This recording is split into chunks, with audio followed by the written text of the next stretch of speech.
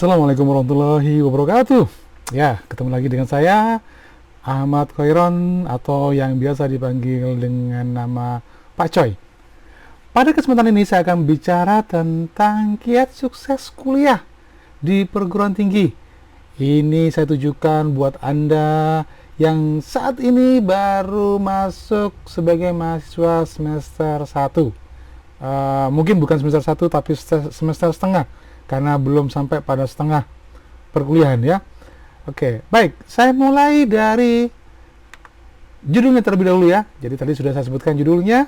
Ini adalah judul yang ingin saya sampaikan pada Anda semua, yaitu kiat sukses kuliah di perguruan tinggi. Oke, sebenarnya slide ini sudah saya buat pada tahun 2014, tetapi kemudian saya perbarui sebagian mengingat ada perbedaan antara kuliah pada tahun 2014 dengan tahun 2020.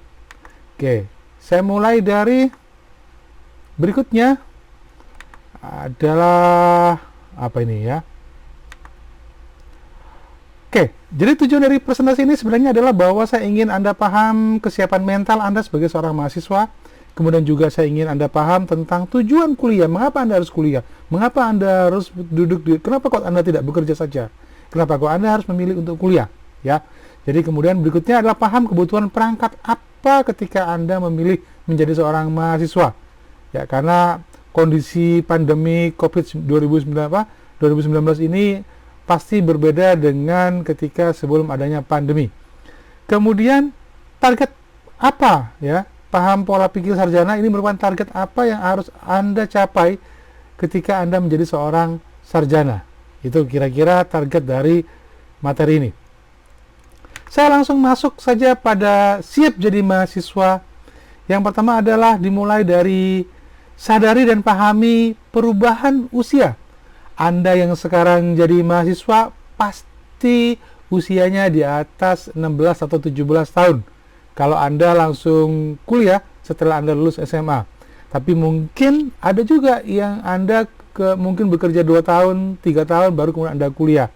Artinya adalah bahwa ketika Anda kuliah saat ini, maka sadari bahwa ada perubahan dari masa remaja ke dewasa. Kenapa? Karena Anda sudah 17 tahun, maka tentu saja bahwa cara berpikir Anda, sikap mental Anda, perilaku Anda sebagai manusia dewasa, itu harus berbeda ketika Anda menjadi seorang anak SMA atau remaja.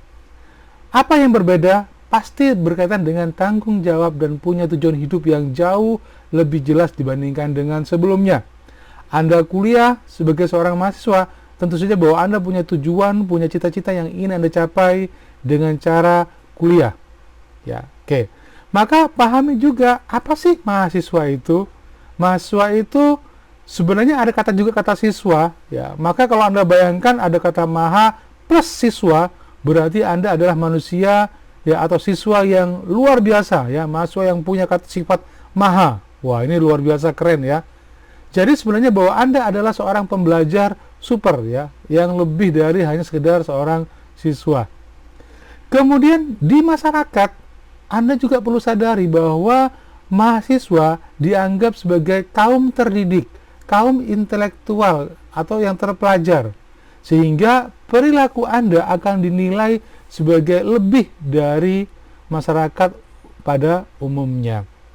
Dan juga sudah sangat terkenal bahwa mahasiswa itu biasa dikenal juga sebagai agent of change ya, atau agen perubahan, bukan agen minyak tanah ataupun agen LPG. Sehingga ketika kemudian Anda ingin mengubah masyarakat menjadi jauh lebih baik, Anda sendiri yang harus terlebih dahulu berubah menjadi lebih baik. Anda tidak bisa mengubah masyarakat menjadi lebih baik ketika Anda sendiri ternyata belum baik. Oke, kita lanjut. Kemudian, apa tujuan Anda kuliah? Oke, kita akan jabarkan dari beberapa hal seperti ini. Yang pertama adalah bahwa mungkin tujuan kuliah bagi diri Anda sendiri itu merupakan bagian dari bagaimana Anda menyusun masa depan yang lebih baik. Masa depan menurut apa? Mungkin juga menurut pekerjaan. Kalau Bapak, Ibu Anda petani, maka ketika Anda kuliah, harapannya Anda mungkin juga jadi petani, tetapi petani yang terdidik, yang bisa meningkatkan hasil produksi. Atau ketika Bapak Ibu Anda mungkin buruh sebelumnya, Anda kuliah, maka Anda mungkin bisa menjadi pegawai atau bahkan punya pabrik, ya.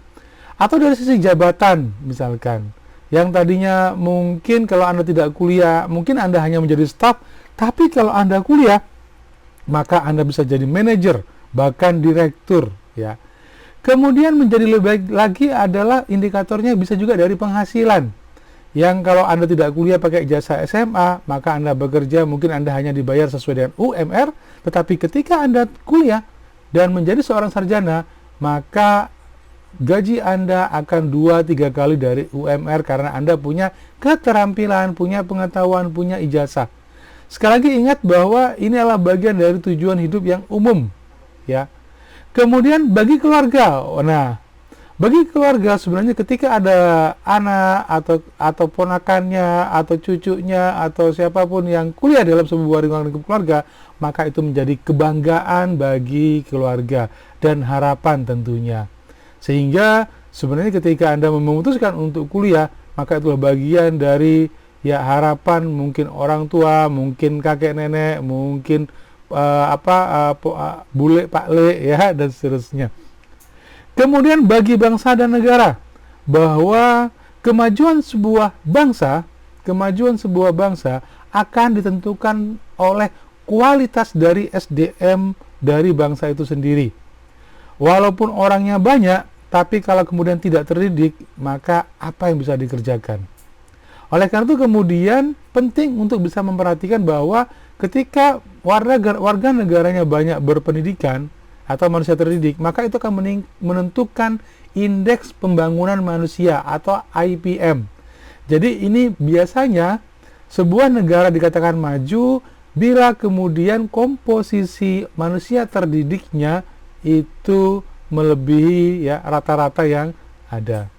Ini yang disebut sebagai abad ya knowledge based economy, di mana kemudian kemajuan ekonomi sebuah bangsa akan ditentukan juga oleh pengetahuan, ya, oleh SDM, sumber daya manusia yang ada di sebuah negara. Sambil contoh misalkan Singapura dan Korea Selatan, mereka tidak cukup punya banyak orang, ya, penduduknya juga cuma sekian juta, tetapi mengapa mereka begitu maju secara ekonomi? Karena mereka ya memiliki sarjana yang lebih dari 50% dari jumlah penduduknya. Indonesia mau maju, maka Anda juga harus menjadi salah satu orang yang terdidik yang akan bisa memajukan Indonesia kita ini. Oke. Kemudian mana lagi ya? Ini tujuan kuliah lanjutan. Ada juga sih yang kuliah mungkin, Pak, saya kuliah cuman mau mencari jodoh. Oke, fine gitu ya. Siapa tahu dengan memperluas pergaulan ya di kampus, maka kemudian Anda punya peluang ya untuk bisa mencari jodoh yang sesuai. Jadi kalau misalkan Anda mau nyari jodoh dokter, maka tentu saja Anda harus cari kampus yang ada kedokterannya ya. Dan atau cari kos yang dekat dengan kampus yang ada kedokterannya.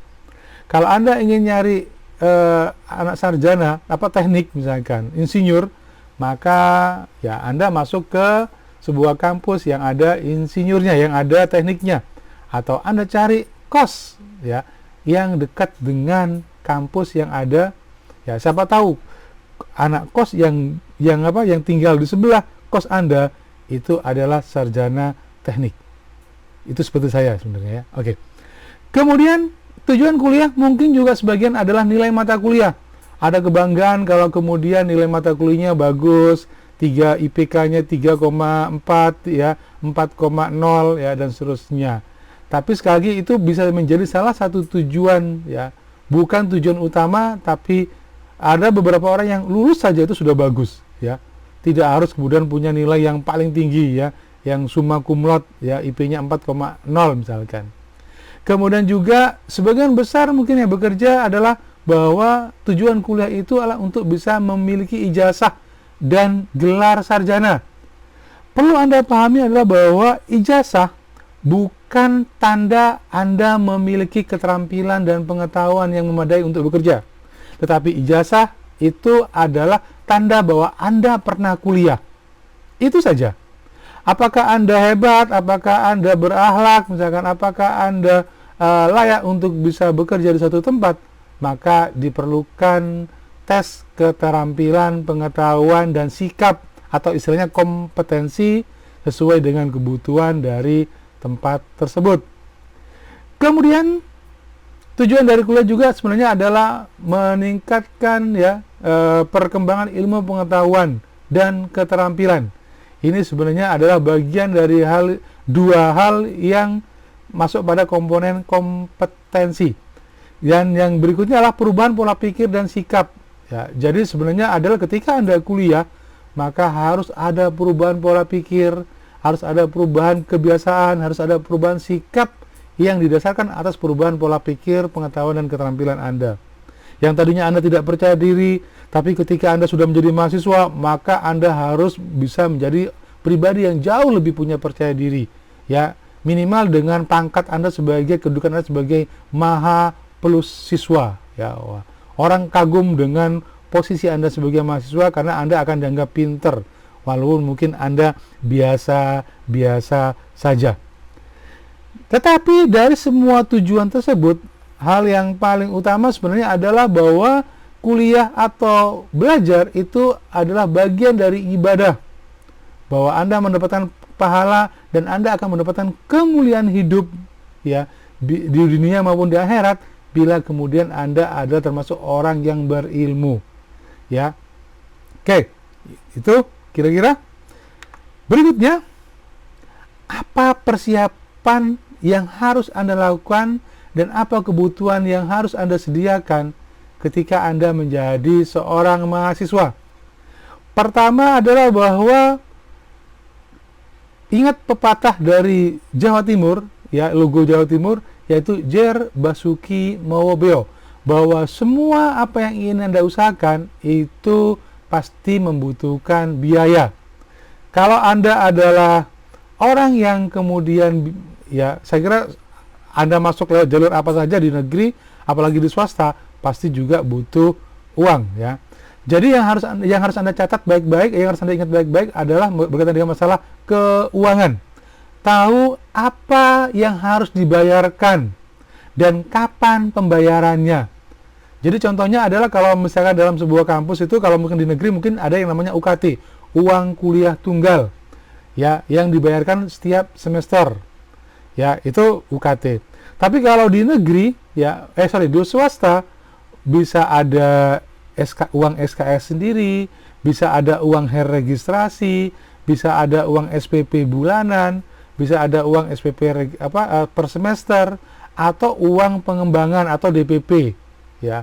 Nanti ada juga uang praktikum. Jadi intinya adalah pahami berapa kebutuhan yang harus Anda bayarkan setiap semesternya, kemudian kapan itu harus dibayarkan.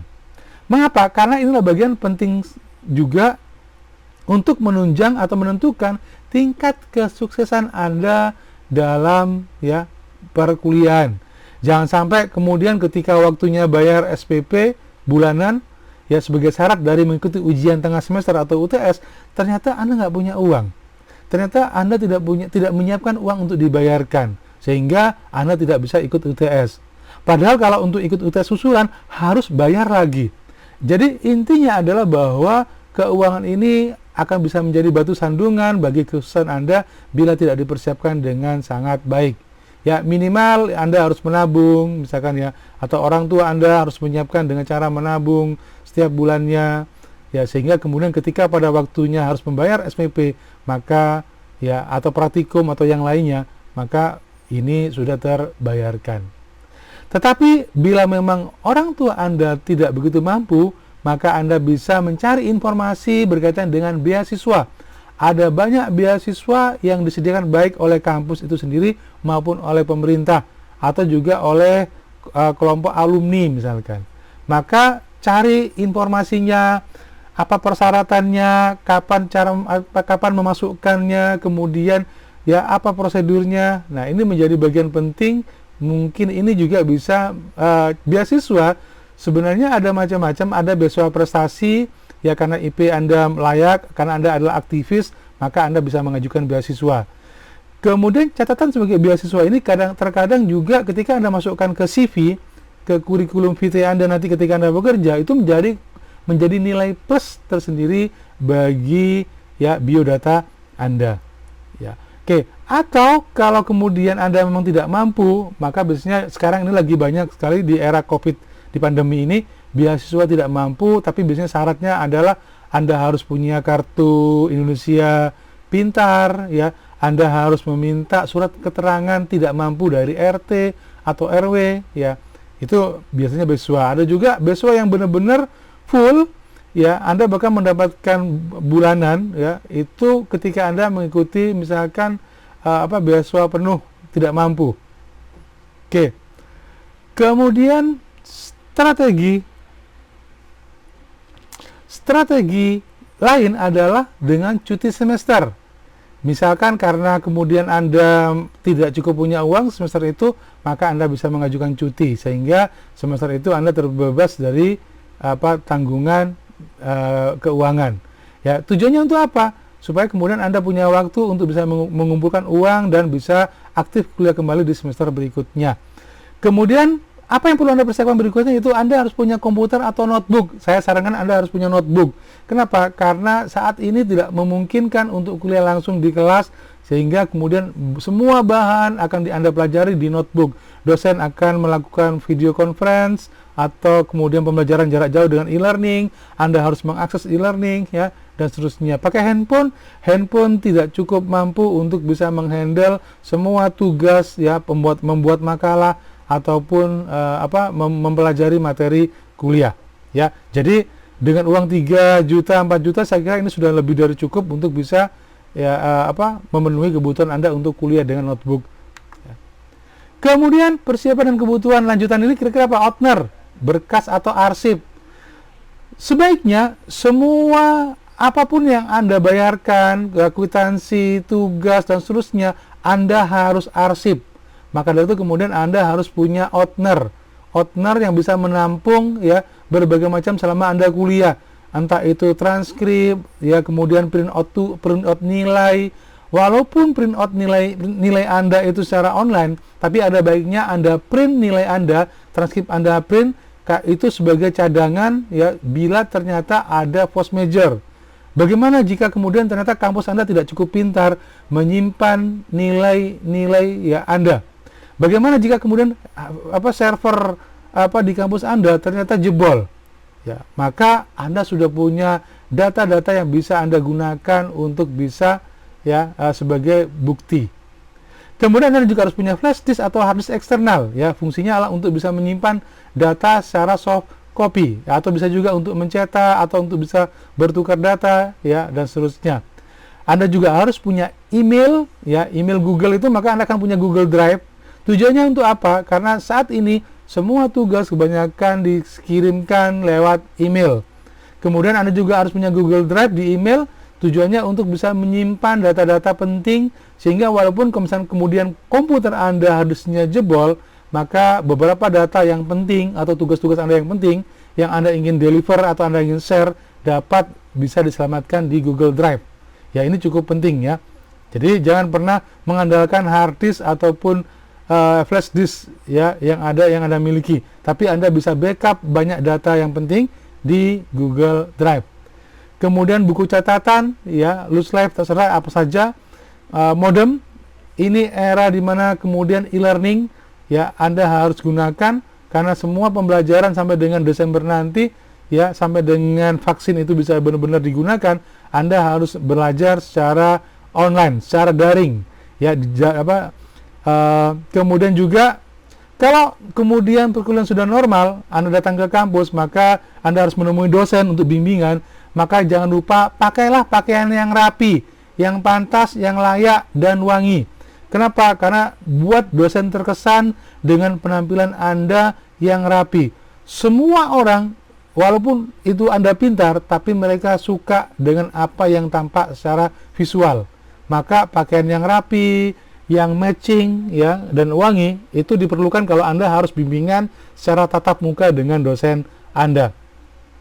Kemudian di era COVID ini Anda harus work from home kuliah dari rumah juga, maka Anda butuh kursi dan meja. Sebaiknya punya kursi dan meja yang nyaman, karena ketika Anda harus kuliah berjam-jam, ya 4-5 jam dalam sehari, maka tentu saja bahwa bentuk kursi akan menentukan tingkat kenyamanan dan kesehatan Anda. Tapi kalau kemudian kursi Anda tidak cukup nyaman untuk diduduki, sendernya itu kurang empuk, misalkan tidak bisa diatur tinggi rendahnya, maka itu akan membuat Anda juga cedera, ya istilahnya tidak ergonomis, gitu ya. Baik, kita lanjutkan berikutnya. Apalagi persiapan berikutnya, yaitu ketika Anda sudah menjadi mahasiswa, hal yang terpenting yang harus Anda lakukan adalah kenali semua dosen dan petugas tata usaha. Ini dekannya, ini wakil dekannya, ini kaprodinya, ini ketua tata usahanya, ini staf kebersihan, ini dosen apa, ini dia dosen apa, ngajar apa, lulusan mana, ya. Maka penting kemudian Anda mencatat semua nama dosen, ya, dan teman Anda. Jadi kalau Anda masuk ke grup, maka Anda catat semuanya, simpan di handphone Anda, nomor teleponnya, media sosialnya apa, emailnya apa, identitas lainnya. Mengapa? Karena suatu saat kemudian Anda butuh informasi, butuh untuk mengirimkan tugas dan seterusnya, maka Anda tidak perlu repot lagi bertanya pada orang lain. Saya sering mendapatkan mahasiswa yang dia tanya, Pak, mohon saya dikirimi nomor teleponnya Pak ini, Bu ini. Ya. Ternyata dia sudah kuliah bertahun-tahun dan dia nggak punya nomor telepon dosen-dosen yang mengajar dia. Dia hanya punya nomor telepon saya. Kenapa? Karena saya biasanya sering mengingatkan bahwa dia harus punya nomor telepon dosen. Ya. Dan ini tidak cukup bagus bagi seorang mahasiswa ketika dia tidak cukup care untuk bisa mengenal dosennya, ya, atau temannya sendiri, ya. Sehingga Anda penting untuk bisa mencatat nama lengkap dosen beserta gelar. Sekali lagi ingat, nama lengkap dosen beserta gelar. Kemudian nomor telepon atau WA, ya, email dari si dosen, ya. Kalau bisa follow akun media sosialnya, IG-nya, ya, atau yang lainnya, ya. Kemudian berikutnya adalah copy semua bahan presentasi dan bahan kuliah dalam format soft copy dan hard copy. Ya, Anda harus punya semuanya. Kalau perlu ada soft copy di print kalau memang Anda tidak cukup nyaman belajar secara soft copy. Beli buku teks yang disarankan atau dipakai dalam kuliah. Mungkin tidak semuanya kalau ada keterbatasan dana, tapi cukup buku teks yang utama yang dipakai oleh si dosen. Biasanya dosen membuat materi kuliah dari sumber utama. Ya, yang lainnya cuma sumber tambahan saja. Yang terakhir yaitu buat kamus istilah sendiri. Kalau Anda adalah anak teknik, kalau Anda adalah anak farmasi, kalau Anda adalah anak yang berkaitan dengan istilah-istilah asing dalam perkuliahan, maka Anda harus membuat kamus istilah sendiri yang disebut sebagai glossary. Jadi, saya dulu waktu kuliah biasanya adalah kalau ada istilah yang tidak saya ingat, tidak saya pahami, maka kemudian saya akan mencatatnya terus mencari ini apa artinya. Sehingga kemudian dalam satu semester saya sudah punya kamus sendiri, ya, yang saya baca. Kalau misalnya saya lupa, misalkan software misalkan, atau misalkan itu adalah cloud computing misalkan, atau itu adalah artificial intelligence, maka kemudian saya bisa menuliskan menjadi sebuah kamus sendiri, ya. Walaupun mungkin memang kalau sekarang sangat mudah untuk mencarinya di Google, tapi sebenarnya membuat kamus sendiri itu adalah bagian dari cara bagaimana kita bisa memahami dan mengingat istilah yang kita gunakan. Kemudian persiapan dan kebutuhan lagi yang lainnya adalah hiduplah berkelompok dan jangan individual. Tidak ada orang yang sukses kuliah hanya karena dia individual. Ya, kenapa? Karena kadang-kadang kita tidak tahu informasi, teman kita yang memberikan informasi. Ya, kita harus belajar juga berkelompok, karena bahwa seringkali dosen memberikan tugas kelompok. Maka Anda tidak boleh menjadi orang yang individual, tapi Anda harus bisa bekerja dalam sebuah teamwork. Maka sapalah teman Anda, ingat-ingat namanya, ya, kemudian simpan nomor teleponnya, ya, dan seterusnya. Maka Anda punya kehidupan sosial yang normal walaupun Anda kuliah secara online. Ya, nanti suatu saat ketika Anda sudah bertemu, Anda akan begitu sangat akrab dengan teman yang tidak pernah Anda temui selama satu semester gara-gara kuliah online. Kemudian berikutnya adalah update informasi. Kalau Anda datang ke kampus, maka lihatlah papan pengumuman, sempatkan untuk melihat papan pengumuman. Kalau Anda buka websitenya kampus, maka lihatlah mungkin websitenya universitas atau websitenya fakultas atau prodi yang mungkin berisi pengumuman, entah itu pengumuman beasiswa, pengumuman kalender akademik, pengumuman libur, pengumuman UTS UAS, ya, dan seterusnya, atau peluang pertukaran mahasiswa, ya.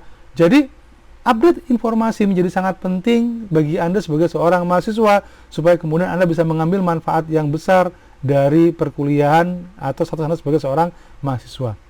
Gunakan manajemen waktu yang sebaik mungkin, ya, bahwa ada 3 hal yang harus Anda lakukan dalam hidup, ya, untuk sebagai mahasiswa: belajar, ibadah, rekreasi. Belajar, ibadah, rekreasi. Maka ketiganya harus Anda alokasikan sebaik mungkin. Rekreasi tetap penting supaya Anda tidak jenuh ketika Anda belajar. Ibadah juga menjadi penting karena itu adalah bagian dari tanggung jawab. Belajar itu adalah ibadah, tapi ibadah yang lainnya yang utama juga harus dikerjakan. Bukan karena Anda kuliah online kemudian Anda melupakan ibadah. Kemudian jangan menunda pekerjaan yang bisa Anda lakukan segera. Kalau misalnya ada tugas saat ini dan Anda senggang, maka kerjakan saat ini. Lupakan rekreasi sementara. Ya. Kalau misalkan Jumat, Sabtu, Minggu Anda libur, maka jangan tunggu Anda mengerjakan tugas di hari Sabtu dan Minggu jika Anda bisa mengerjakannya di hari Jumat. Kenapa? Karena kita nggak akan pernah tahu hari Sabtu dan Minggu misalkan listrik mati, internet putus, sehingga Anda tidak bisa mengerjakan tugas yang seharusnya bisa Anda kerjakan di hari sebelumnya. Ya. Kerjakan semua tugas apapun hasilnya. Jangan pernah mengerjakan tugas untuk sebuah kesempurnaan. Kenapa? Karena terkadang kesempurnaan itu tidak bisa kita dapatkan. Ya, maka cara yang terbaik adalah kerjakan semua tugas apapun hasilnya dan jangan sampai melewati deadline. Ya, karena dosen umumnya tidak suka ada mahasiswa yang tidak disiplin. Ya, biasanya ketika ada mungkin ada dosen yang baik hati, tugasnya diterima tapi kemudian nilainya tidak akan lebih dari nilai B. Ya. Kalau yang dia mengerjakan, terkadang ada juga dosen yang kalau ada mahasiswa yang dia mengerjakan mengumpulkan tugas pertama kali, dia nggak akan lihat apa isinya secara detail, hanya dilihat kira-kira rambu-rambunya sudah benar, maka dia akan berikan tugas tersebut dengan nilai A. Kenapa? Si dosen menghargai ketepatan waktu, kesungguhan si mahasiswa dalam mengerjakan tugas. Kemudian ikuti kegiatan pengembangan diri, hobi, ya, pelatihan keterampilan. Kalau ada seminar, ada pelatihan, ada workshop di kampus, ada UKM, ya, ada Ormawa, maka ikuti. Ya, karena itulah kesempatan Anda untuk bisa mengembangkan diri. Tapi jangan semua harus diikuti. Lihat mana kira-kira Ormawa yang bisa berdampak positif bagi diri Anda. Bukan hanya sekedar senang, tapi juga apakah itu mendukung Anda untuk kuliah. Sekali lagi ingat bahwa tujuan utama Anda kuliah adalah untuk lulus, bukan untuk ikut Ormawa. Dan Ormawa hanya pendukung saja dari Anda sebagai seorang mahasiswa untuk bisa mengembangkan diri. Ada banyak mahasiswa yang dia akhirnya kuliahnya keteteran hanya karena terlalu fokus pada kegiatan UKM atau kegiatan kemahasiswaan. Mungkin saja ini terjadi karena si mahasiswa merasa tidak mampu, merasa jenuh dengan kuliahnya, sehingga akhirnya kemudian Ormawa dan UKM hanya sebagai pelarian dari ketidakmampuan di bidang akademik. Maka kalau Anda ingin sukses secara akademik, UKM dan Ormawa itu nomor 2. Nomor 1 adalah lulus kuliah tepat waktu. Kemudian antusias di setiap kegiatan kampus. Apapun yang diadakan oleh kampus, terutama oleh prodi, maka usahakan Anda antusias. Ada kuliah tamu, ada kunjungan lapangan, maka sebisa mungkin Anda bisa tetap antusias untuk mengikuti. Kemudian jangan pernah remehkan diri sendiri dan orang lain. Ya, harga diri Anda, bahwa katakan pada diri Anda bahwa saya sama bisanya, saya sama mampunya dengan orang lain.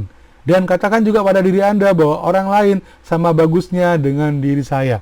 Ya, karena apa? Karena meremehkan itu adalah bagian dari kesombongan, dan kesombongan itu akan menjatuhkan diri Anda sendiri. Kemudian bagian dari hal yang ingin Anda capai itu adalah bahwa Anda pastinya menjadi seorang sarjana. Jadilah sarjana yang sujana, bukan durjana.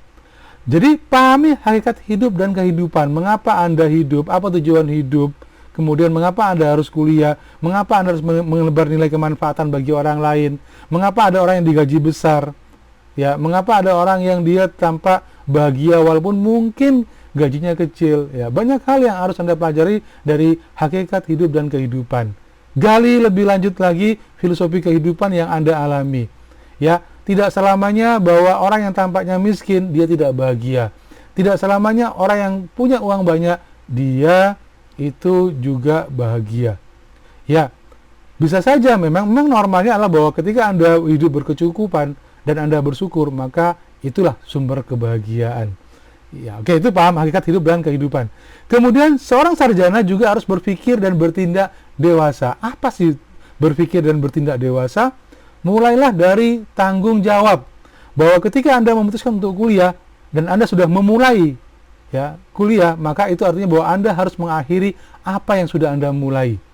Kalau Anda adalah orang yang mendapatkan beasiswa dari pemerintah, maka itu artinya bahwa Anda harus bertanggung jawab untuk lulus sebagai seorang sarjana. Kalau Anda adalah seorang anak yang mendapatkan beasiswa dari orang tua Anda, maka tanggung jawab Anda sebagai manusia dewasa adalah kuliah dengan sebaik-baiknya dan lulus. Ya. Kemudian bertanggung jawab dan mandiri. Ya, ada kalanya adalah bahwa pahami setiap manusia itu punya usia ya dan tanggung jawabnya masing-masing. Maka ketika Anda usia 9 tahun, 10 tahun, 12 tahun, 17 tahun, 20 tahun ya, dan suatu saat Anda lulus kuliah, maka Anda harus belajar untuk bisa mandiri. Ya, ada kebanggaan ketika Anda bisa hidup sebagai seorang manusia yang mandiri, yang bisa mencukupi kebutuhan hidup Anda sendiri, ya, bahkan bisa mencukupi kebutuhan hidup orang lain, keluarga Anda. Maka itulah bagian dari Anda adalah manusia yang dewasa. Kemudian bertindak dan memecahkan masalah secara ilmiah dan logis. Ya, bagaimana? Maka ada metode bagaimana memecahkan masalah. Ya, masalah yang paling gampang adalah bahwa Anda bisa tinggal tidur ketika Anda punya masalah, ditinggal aja tidur. Tetapi bahwa dengan tidur Anda belum memecahkan masalah. Ya, dengan Anda kemudian lari dari tanggung jawab, Anda belum memecahkan masalah. Maka sebagai seorang sarjana yang sujana, Anda akan berusaha untuk bisa memecahkan masalah, apapun masalah, seberat apapun masalah yang Anda hadapi. Ya, Anda akan coba secara ilmiah dan logis, ya, tetap bersandar pada ya Allah Subhanahu wa Ta'ala atau Tuhan, ya, Tuhan yang Maha Esa. Kemudian menjadi pembelajar seumur hidup. Walaupun Anda sudah lulus sebagai seorang sarjana, bukan berarti kemudian Anda berhenti untuk belajar. Karena yang namanya belajar akan terus Anda lakukan. Ketika Anda kuliah, Anda belajar. Anda sudah lulus, Anda tetap belajar. Ketika Anda bekerja, Anda belajar. Minimal bahwa Anda belajar nantinya menjadi orang tua, menjadi ayah bagi anak-anak Anda, menjadi suami bagi istri Anda, ya, atau menjadi pekerja bagi perusahaan yang tempat Anda bekerja, atau menjadi pimpinan bila Anda kemudian menjadi pimpinan bagi anak buah Anda. Ya, maka tidak akan pernah ada habis-habisnya belajar, ya, baik itu belajar untuk bekerja maupun belajar untuk bisa memperbaiki hubungan dengan Tuhan, memperbaiki hubungan dengan sesama manusia, dan belajar untuk bisa menghargai alam sekitar kita. Oke. Jadi pada akhirnya saya ingin katakan bahwa Anda kuliah itu target akhirnya adalah wisuda, lulus. Sebuah kebanggaan, ya, ketika kemudian Anda bisa lulus. Ya, entah mungkin Anda tepat waktu atau tidak tepat waktu, tapi pada intinya adalah bahwa Anda harus mengakhiri apa yang sudah Anda mulai. Itu adalah bagian dari tanggung jawab Anda sebagai seorang manusia dewasa. Ya, jadi banyak sekali mereka yang meninggalkan kuliah, ya, karena banyak berbagai alasan. Tapi pada intinya adalah bahwa ketika Anda sudah wisuda, maka sukses sudah Anda raih, ya, sebagai seorang mahasiswa. Oke, baik. Demikian apa yang bisa sampaikan untuk kiat sukses kuliah di perguruan tinggi. Terima kasih. Assalamualaikum warahmatullahi wabarakatuh. Sukses untuk Anda semua.